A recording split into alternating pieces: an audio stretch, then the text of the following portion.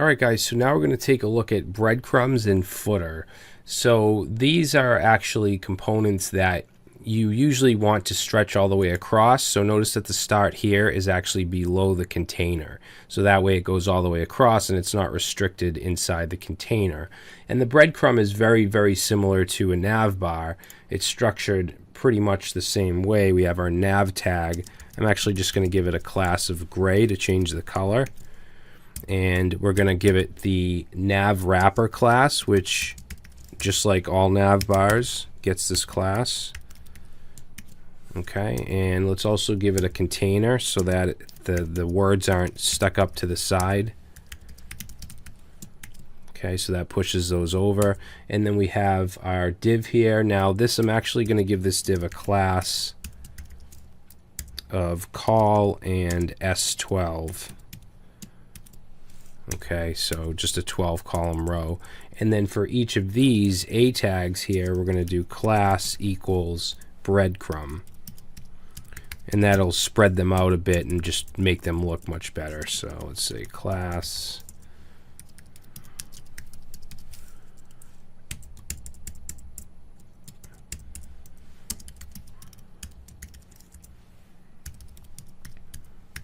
Alright, so let's save that, and there we go. So that breadcrumb adds these icons here, and it does that by adding a before pseudo class, so it can actually put content before. If we go right here, so before, and you'll see it has the code for the content. That'll give it the arrow.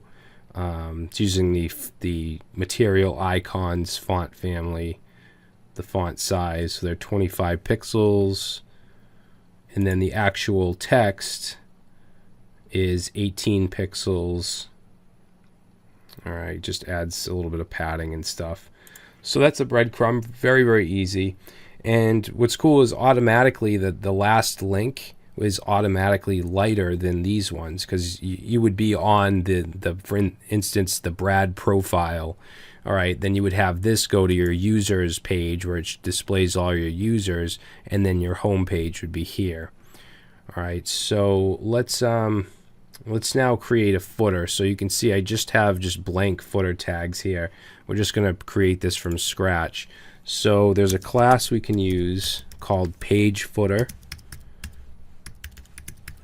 Okay, and we want to give this a color. I'm going to make it gray, and I'm going to say darken -3. So we'll make it a dark gray. And inside here, let's put a container. And let's use the grid system. So we'll put a row. And let's do, let's see, what do we want to do? We'll do S12. So we want it stacked on small screens. We also want the call class. So call S12. And let's do L6, so large 6.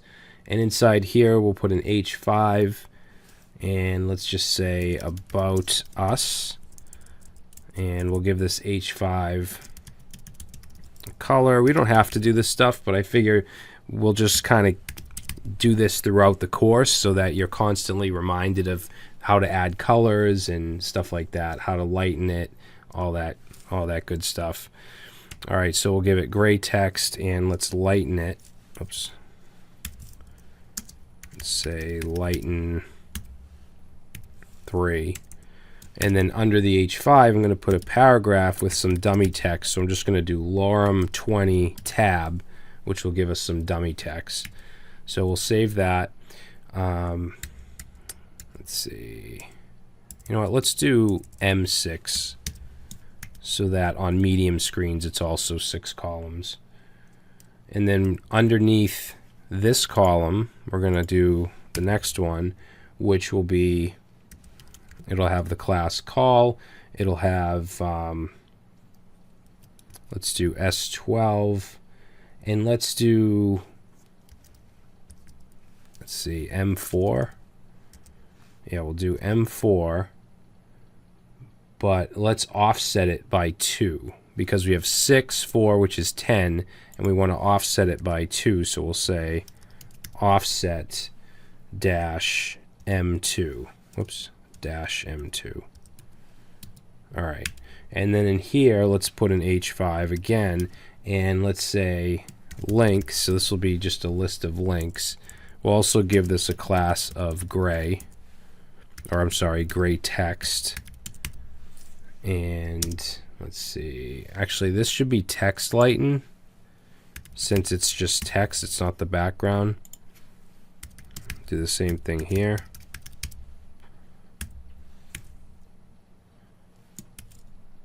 Okay, and let's see, underneath that, let's do a UL, and we'll do a bunch of LIs. We'll say LI times 4 using Emmet, and inside the LI I'm going to have an A tag. Oops. So I'll have an A tag, and this will have a class of white dash text. And let's make this we'll just say link 1. All right, so I'm actually going to just copy that line.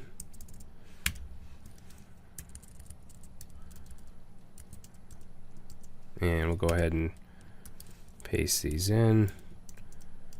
Prettier will format these, so we don't have to worry about that if you're using Prettier. And let's change this to 4, 3, and 2. Okay, so there's our links. Now I also want to have like a copyright area underneath. So we want to go, let's see, where do we want to go? We want to go under the container.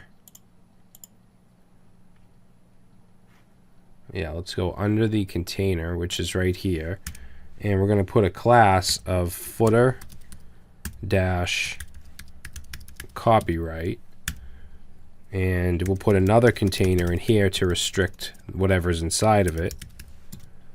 And then inside there we're just going to say copyright, and I'm going to use the ampersand copy semicolon, which will give us the little copy symbol 2018. And then underneath that we'll just put an A tag with the class of gray text, and let's also do text lighten 3, and we also want to align it to the right, so I'm going to say dot right, and inside here it's not going to really go anywhere. I'll just put a hash, and then inside the actual A tags we'll just say terms and conditions.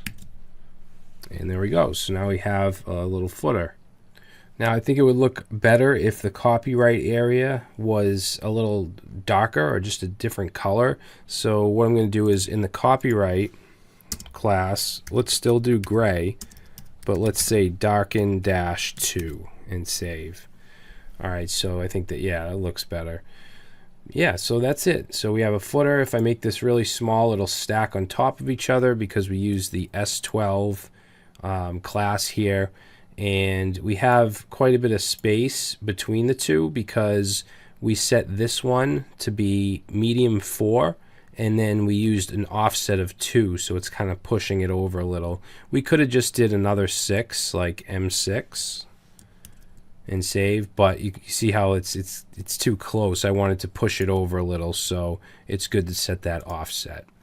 All right, guys, so that's going to be it for this video. In the next one, we're going to talk about basic form and input. So once we do that, we'll move on to the more fancy stuff with sliders and some JavaScript functionality and so on. All right, so I will see you in the next video.